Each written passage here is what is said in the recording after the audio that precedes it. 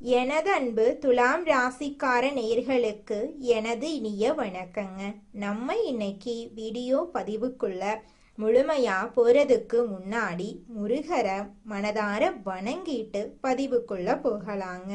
ஓம் முருகா போற்றி, ஓம் முருகா போற்றி, ஓம் முருகா போற்றி. எனிக்காக்கும் முருகனே போற்றி. நல்லதே நடக்கும், நல்லது மட்டும்தான் நடக்கும். நம்மளோட துலாம் ராசிக்காரங்க சமநிலையோட வாழ்வாங்க. சண்டைய சமாதானமா மாத்தக்கூடிய திறமை இவங்களுக்கு பிறவியிலேயே இருக்கு. அழகையும் அன்பையும் விரும்புற மனசு இவங்க கிட்ட அதிகமா இருக்கு. யாருக்கும் துன்பம் வராத மாதிரி எல்லாரையும் இணைக்க நினைப்பாங்க நம்மளோட துலாம் ராசிக்காரங்க. அனைத்து உறவுகளுக்கும் எனது அன்பான தமிழ் புத்தாண்டு நல்வாழ்த்துக்களுங்க. இந்த தமிழ் புத்தாண்டு பராப வருஷம் பிறந்திருக்கு. ஒவ்வொரு தமிழ் புத்தாண்டுலையும் ஜாதக ரீதியா ஜோதிடத்துல கட்டங்கள்ல நிறைய மாற்றங்கள் ஏற்படும். அதுல இந்த காலகட்டத்துல சூரியன், சந்திரன், அங்காரகன், புதன், குரு, செவ்வாய், சுக்கிரன், சனி, ராகு, கேது ஆகிய கிரகங்கள் இந்த வருஷத்துல எப்படி சஞ்சாரம் செய்ய போறாங்க, அதற்கு எப்படி நமக்கு பலன்கள் கிடைக்க போறது அப்படிங்கறத பத்தி இப்ப நாம தெரிஞ்சுக்க போறேங்க. விதவிதமான யோசனைகளை இப்ப நான் சொல்ல போறேங்க. நல்லா கவனிங்க. யோசனைகளை சொல்ல போறேன், பிடிச்சவங்க அதை பின்பற்றுங்க. இதையே நம்ம தாரக மந்திரமா எடுத்துக்கிட்டு உள்ள போயிடலாங்க. அதுவே நமக்கு லாபமா இருக்குங்க. நமக்கு இந்த யோசனையெல்லாம் பிடிக்காதுங்க. அறிவுரை கிடையாது, எப்படி நடந்துக்கணும்னு அறிவுரை கிடையாது. யோசனைங்கிறது நம்ம வெற்றி பெறதுக்கு ஒரு அழகான பாதை. நம்ம ஒரு புத்தாண்டு அப்படின்னா என்ன பண்ண போறோம்? நல்லா கவனிங்க. காலையில எழுந்திருக்கிறோம், நியூ இயர் தமிழ் புத்தாண்டு காலண்டரை கிழிப்போம். அவ்வளவுதான். வருஷம் இது நடக்கும். வேற இதை தாண்டி வேற எதுவும் நடக்க போறது இல்லை. இந்த காலண்டர்ல ஒரு பேப்பர் மாறும். புத்தாண்டு பறந்துருச்சு, எல்லாம் சந்தோஷம். அப்படி திரும்பி பாருங்க, நம்ம வீட்டில் நேற்று ராத்திரி யாரெல்லாம் கோபமா இருந்தாங்களோ அவங்கெல்லாம் அதே கோபத்தோட தான் இருப்பாங்க. நம்ம சொந்தக்கார யாரெல்லாம் நம்ம மேல வன்மமா இருந்தானோ அவனும் அதே மாதிரி தான் இருப்பான். நமக்கு இருக்கிற நண்பர்கள் எல்லாம் நமக்கு பழைய கடனை கொடுக்காம நம்மளை ஏமாத்திக்கிட்டு இருந்தானா அப்படியே தான் இருப்பான். ஏற்கனவே 4 பேரு புதுசா பழசா ஏமாத்தி இருப்பான். இப்ப புதுசா ஏமாத்திருக்கு ஒருத்தன் ட்ரை பண்ணிக்கிட்டே இருப்பான். ஸோ இப்ப புத்தாண்டு பிறந்திருக்கு. ஏதாவது மாறணும்னு நினைச்சா நான் மட்டும்தான் மாறணும். நான் நாளையில இருந்து நல்லவனா இருக்கணும்னு நானா நினைக்கிறேன். இல்ல நாளையில இருந்து நல்ல கணக்க போடணும்னு நினைக்கிறேன். நாளையில இருந்து நான் இப்படியெல்லாம் திட்டமிட்டு வெற்றி பெறணும் அப்படின்னு நினைக்கிறேன். நான் நினைக்கிறதுனால மட்டும் என்ன நடக்க போகுது? கொஞ்சம் யோசிச்சு பாருங்க. இந்த சமூகத்துல முதல்ல ஒவ்வொரு குடும்பத்திலையும் அங்க உங்களுக்கு ஒரு 4 பேராவது ஒரு குடும்பத்துல இருப்போம். குறைஞ்சது 3 பேராவது இருப்போம். 3 பேர் இருக்கிறதுனாலதான் புருஷன் பொண்டாட்டி ஒரு புள்ள, இதுதான் குடும்பம். புருஷன் பொண்டாட்டி 2 பேராவது ஒரு குடும்பம். இதுக்கு அடுத்தது மாமனார் மாமியார் இப்படி இருப்பாங்க. எல்லாரும் மாறுவாங்களா? எல்லாருக்கும் முதல்ல இன்னைக்கு புத்தாண்டு தெரியணும். இன்னைக்கு புத்தாண்டு, இன்னையில இருந்து நான் சில சபதங்கள் எடுத்துக்கிறேன். யார் மனசையும் நோகடிக்காம வாழணும்னு நினைக்கிறேன். அதுக்குன்னு எல்லாத்தையும் ஏத்துக்கணும்னு அவசியம் கிடையாது. பிடிக்கலனா ஒதுங்கி இருப்போம். அதுக்கு நம்ம வார்த்தைகளால யாரையும் சுட வேண்டிய அவசியம் கிடையாது. இத நான் மட்டும் மாறி என்ன பலன்? எதிர உள்ளவனும் மாறணும். நாம் எதிர உள்ளவன் செய்யற தப்ப செஞ்சுக்கிட்டே இருப்பான். ஆனா நான் மட்டும் அவனை மன்னிச்சு கொண்டே இருக்க வேண்டும். அப்படின்னா ஒரு நாளும் நமக்கு அந்த புத்தாண்டு புதுசா தெரிய போறது இல்லை. அப்ப புத்தாண்டு அப்படிங்கிறது நம்ம குடும்பத்துல இருக்கக்கூடிய ஒவ்வொருத்தவங்களும் நம்ம கிட்ட இருக்கிற குறைகளை குறைஞ்சபட்சம் நீக்கிறதுக்கு முயற்சி பண்ணணும். குறைஞ்சபட்சம் நீக்கிறதுக்கு சில நிறைகளை நாம அதிகபட்சம் எடுத்துக்கொள்றதுக்கு முயற்சி பண்ணணும். அதுக்கு முதல்ல என்ன பண்ணணும்? இந்த பராப வருஷத்திலிருந்து நாம செய்ய வேண்டிய முதல் ஒரு சபதம், எல்லாரையும் பாராட்ட ஆரம்பிப்போம். எல்லாரையும் பாராட்ட ஆரம்பிச்சுட்டா அவன் ஏதாவது ஒரு சின்ன நல்லது செய்வான். அப்பா ஒரு நல்லது செய்வாரு, அம்மா ஒரு நல்லது செய்வாங்க, பையன் ஒரு நல்லது செய்வாங்க. இப்ப தன்னுடைய மாமனார் மாமியார் ஒரு நல்லது செய்வாங்க, மருமகன் மருமகள் தாத்தா பாட்டி எல்லா உறவுகளும் நண்பர்கள், நம்மளுடைய முதலாளி நம்மளுடைய தொழிலாளி ஏதோ ஒரு நல்லது செய்வாங்க. அவங்கள அதை பார்த்து பாராட்ட ஆரம்பிப்போம். பாராட்டக்கூடிய மனம் அப்படிங்கிறது வருகிறதோ மகிழ்ச்சி தானா வந்துடும். மகிழ்ச்சி தானா வரும் பொழுது இந்த புத்தாண்டு சிறக்க ஆரம்பிக்குங்க. புத்தாண்டுடைய பிறப்பே மகிழ்ச்சியுடைய நிலைத்தன்மையில தாங்க இருக்கு. உங்க வாழ்க்கையில நல்லதெல்லாம் இந்த புத்தாண்டிலிருந்து அடுக்கடுக்காக நடக்க போகுதுங்க. அப்ப இன்னையிலிருந்து நம்ம என்ன பண்ண போறோம்? உலகம் முதல்ல மாறும். அப்படின்னா தான் முழு புத்தாண்டையும் நம்மளால அனுபவிக்க முடியும். நான் மட்டும் மாறிட்டு புத்தாண்டை முழுசா அனுபவிக்க முடியாது. ஆனா நம்ம ஒரு ராசியில பிறந்திருக்கோம். இந்த ராசியில இந்த கிரகங்கள் எல்லாம் இப்படி இருக்கும்போது நாம சில விஷயங்களை ஃபாலோ பண்ணிட்டோம்னா ஓரளவுக்கு மற்றவங்களோட நாம மிங்கிள் ஆக முடியும். அப்ப மிங்கிள் ஆகிறதுனால இந்த வருஷத்தை கடக்க முடியும், வரக்கூடிய பிரச்சனைகளை கடக்க முடியும். அப்ப பிரச்சனைகளை எப்படி கடக்கிறது அப்படிங்கிறத விட பிரச்சனைகளை தடுத்து அதை கடப்போம் அப்படிங்கிற உயர்ந்த எண்ணத்தோட இப்ப நாம வாழ்க்கையில நடக்கக்கூடிய ஒவ்வொரு பிரச்சனைகளுக்கும் தீர்வுகளை கண்டுபிடிச்சு முயற்சி பண்ணா நிச்சயமா நம்மனால வாழ்க்கையில கூடிய விரைவில் வெற்றி அடைய முடியுங்க. இந்த துலாம் ராசிக்காரங்க உடல் தூய்மை எல்லாருக்கும் ரொம்ப ரொம்ப பிடிக்கும். உடம்ப சுத்தமா வச்சுக்கணும். குளிக்கிறோமோ குளிக்கலையோ செண்டு போட்டுக்கணும், வாசனையா காட்டிக்கணும். 4 பேருக்கு முன்னாடி நாம அப்படி இப்படி எல்லாம் நடந்துக்க கூடாது. இது எல்லோருக்குமே தோணும். அந்த மனசு தூய்மையா இருக்கணும்னு நினைக்கிறது இந்த துலாம் ராசிக்கு ரொம்ப ரொம்ப பிடிக்கும். இந்த காலகட்டத்துல துலாம் ராசி பொய்யே சொல்லி இருக்க மாட்டீங்க. பொய்ங்கிறதே உங்களுக்கு பிடிக்காது. ஆனா இப்போ எல்லாம் பொய்ய தவிர வேற ஒன்றும் பண்ண முடியாத அளவுல இருக்கும். ஏன்னா துலாம் ராசிக்காரங்களுக்கு பொய்யிலையாவது நான் கொஞ்சம் சந்தோஷமா இருந்துக்கிறேன்டா அப்படிங்கிற மாதிரி தான். துலாம் ராசிக்காரர்களுடைய நிலை மதிப்பு அதிகரிக்கிறதுக்கு இந்த நேரம் ஒரு அற்புதமான நேரமா இருக்கு. ஏன்னா நிறைய வழிகளை நிறைய வழிகளை சுமந்து கொண்டு வாழ்றவங்க பல பேருக்கு வழிகாட்டலா இருக்கிறவங்க. என்னைக்காவது நம்ம ரோட்ல போகும்போது பாத்தீங்கன்னா வழிகாட்டின்னு ஒரு போர்டு இருக்கும். சென்னை இத்தனை கிலோமீட்டர், பெங்களூரு இத்தனை கிலோமீட்டர், மும்பை இத்தனை கிலோமீட்டர்னு போட்டிருக்கோம். அதை அப்படி பார்ப்போம், அப்படியே போயிட்டே இருப்போம். போர்டு இல்லைன்னா போர்டு ஏன் வைக்கலன்னு கேள்வி கேட்போம். போர்டு இருக்குன்னா போர்டு பார்த்துட்டு போயிட்டு இருப்போம். அதுக்காக நம்ம என்ன சாமி மாலை போட்டு அதை என்ன கும்பிடவா முடியும்? ஆனா போர்டுக்கு அது தெரியாது. என்னடா நம்மள கண்டுக்காமையே போறாங்க அப்படின்னு போர்டு நினைக்கும். இப்ப ஏறத்தாழ அந்த வழிகாட்டிங்கிறது துலாம் ராசிங்க. அப்ப இந்த வரவங்க எல்லாரும் வழிகாட்டலை பார்த்துட்டு போயிடுறாங்க. இதுதான் இருக்கீங்க. ஆனா மனசு துலாம் ராசிக்கு என்னன்னா நம்மளோட யாருமே டிராவல் பண்ண மாட்டேங்கிறாங்களே. ஏன்னா போர்டோட எப்படி டிராவல் பண்றது? போர்டு காட்டுற வழியில தான் டிராவல் பண்ணலாம். இது போர்டுக்கு உணரணும். இப்ப நீங்க துலாம் ராசிக்கு சாதகமா பேசுறீங்களாமா, பாதகமா பேசுறீங்களாமா? பல பேருக்கு நிச்சயமா டவுட் வரும். உண்மையா பேசிக்கிட்டு இருக்கங்க.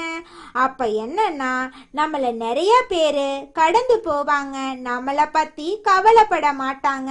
ரொம்ப சிம்பிளா தெரிஞ்சுக்கங்க. நம்மள கடந்து போவான், அவன் நம்மள வச்சு செய்வான், அவன் வேலைக்காக பயன்படுத்திப்பான். ஆனா நம்மளோட அக்கறையா ஹேண்டில் பண்ண மாட்டான். நம்மள பத்தி துளி கூட யோசிச்சு பார்க்க மாட்டாங்க. இதுதாங்க நம்ம வாழ்க்கையே. இத புரிஞ்சுக்கிட்டா நம்மனால வாழ்க்கையில சீக்கிரமா ஜெயிக்க முடியுங்க. ஒருத்தவங்க திருப்பதிக்கு போயிட்டு 5 லட்டு வாங்குறாங்க. 5 லட்டையும் அவங்க சாப்பிடுவாங்கன்னு பாத்தீங்கன்னா கிடையவே கிடையாதுங்க. அவங்களுக்கு தெரிஞ்சவங்களுக்கு ஷேர் பண்ணி தருவாங்க. பிடிச்ச பொருளா இருந்தாலும் அதுக்கு மேல அது தேவைப்படாத போதுதான் வெளியில கொடுப்பாங்க.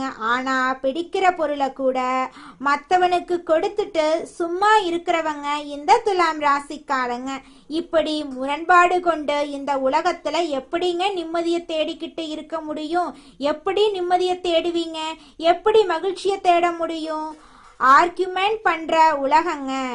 இது இந்த ஆர்குமெண்ட் பண்ற உலகத்துல நீங்க எவ்வளவு தூரம் ஜெயிக்கிச்சுட்டு வந்துட்டு இருக்கீங்க தெரியுமா? அப்ப கடவுளுடைய கிஃப்ட், நீங்க கடவுளுடைய கிரேஸ் உங்களுக்கு நிறைய இருக்கு. அதை மட்டும் முதல்ல நம்பிக்கை வச்சுக்கங்க. மனுஷன் உங்களோட துணையா இருக்கணும்னு அவசியம் இல்லை. கடவுள் உங்களோட துணையா இருக்காரு. பல பேருக்கு வழிகாட்டியா நீங்க இருக்கீங்க. அப்ப இந்த வருஷத்துல உங்க மதிப்பு உயரும், மரியாதை உயரும், பதவிகள் உயரும், தலைமை பொறுப்புகள் ஏற்படும், குடும்பத்துல உங்க பெருமை உயர்த்தப்படும், கொஞ்சம் செலவு அதிகரிக்கும். இதையெல்லாம் செஞ்சா அதையும் செய்யணும். சூப்பரா ஒரு வீடு கட்டி இருப்பீங்க. சூப்பரா உங்க வாழ்க்கையில நல்லதெல்லாம் இனி வரக்கூடிய காலங்கள்ல அடுக்கடுக்கா நடக்க போகுதுங்க. துலாம் ராசிக்காரர்களே, இந்த தமிழ் புத்தாண்டுல இருந்து உங்களுடைய உடல்ல ஒரு சக்தி ஏற்படும். முடியாதவங்களுக்கு கூட உடல்ல வலிமை ஏற்படும். இந்த வருஷத்துல டோன்ட் ஃபீல், உங்க உடம்பு நல்லா இருங்க. ஆனா மருந்து மாத்திரையில உங்க உடம்பு நல்லாகிறத விட உங்க மன தைரியத்துல தான் உங்க உடம்பு நல்லாகும். வியாதி கூட உங்களை கண்டு பயப்படும். நம்புங்க, வியாதி உங்களை கண்டு நிச்சயமா மிரண்டு ஓடிரும். ஏன்னா அது வியாதி இருக்குன்னு மனம் என்னைக்கு திங்க் பண்ணுதோ அன்னைக்கு உடம்பு செயலிழந்துரும். ஆனா இந்த மனம் அதை திங்க் பண்ணாது. வேலையை நோக்கி பயணம் பண்ணிக்கிட்டே இருக்கும். அதனால வியாதி வந்து கீழே கிடக்கும். நல்லா தெரிஞ்சுக்கோங்க. அதனால உடல் சக்தி உயரும், போட்டிகள்ல வெற்றி பெறுவீங்க, உங்களோட தன்னம்பிக்கை அதிகரிக்கும், தொழில்ல அதிகமான லாபத்தை நீங்க பெற போறீங்க. உங்களுடைய வாழ்க்கையில நல்லதெல்லாம் அடுக்கடுக்கா நடக்க போகுதுங்க. அடுத்ததாக நம்முடைய துலாம் ராசியில் இருக்கக்கூடிய ஒவ்வொரு நட்சத்திரக்காரர்களுக்கும் இந்த மாதம் எப்படி இருக்குன்னு பார்க்கலாங்க. நம்முடைய துலாம் ராசியில் இருக்கக்கூடிய முதல் நட்சத்திரம் சித்திரை 3, 4ஆம் பாதம். உங்களுக்கு இந்த மாதம் எப்படி இருக்குன்னு பார்க்கலாங்க. மனசில் இருந்த வருத்தங்கள் மறைய போகுதுங்க. உங்களுடைய குழப்பங்கள் மறைய போகுதுங்க. பணப்புழக்கம் அதிக லெவலில் இருக்க போகுதுங்க. இடமாற்றம், நிலை மாற்றம் எல்லாம் உங்களுக்கு ஏற்பட போகுதுங்க. கணவன் மனைவிக்கு இடையே இருந்த பிரச்சனைகள் எல்லாமே காணாமல் போகுது. கணவன் மனைவி இருவருமே ஒற்றுமையான வாழ்க்கையை வாழ போறீங்க. உங்களுக்கு அனுகூலம் ஏற்பட போகுது. உங்களுடைய எதிரிகள் உங்களுக்கு அடங்கி போக போகிறாங்க. கூட்டு தொழிலில் ஈடுபாடு உள்ளவங்க அதிக லாபம் பெற போறீங்க. அடுத்ததாக நம்முடைய துலாம் ராசியில் இருக்கக்கூடிய நட்சத்திரம் சுவாதி. உங்களுக்கு இந்த மாதம் எப்படி இருக்குன்னு பார்க்கலாங்க. உங்களின் உடல் ஆரோக்கியத்தில் சிறு பாதிப்புகள் ஏற்படலாம். கொஞ்சம் கவனமாக இருந்துக்கோங்க. பிள்ளைகளால் சந்தோஷம் உங்களுக்கு கிடைக்க போகுது. அதிர்ஷ்ட வாய்ப்புகள் கைகூடி வரப்போகுது. தாயின் உடல் நலனில் கவனம் செலுத்தி வர்றது அவசியங்க. தெற்கு தென்கிழக்கு திசை உங்களுக்கு அனுகூலம் தருங்க.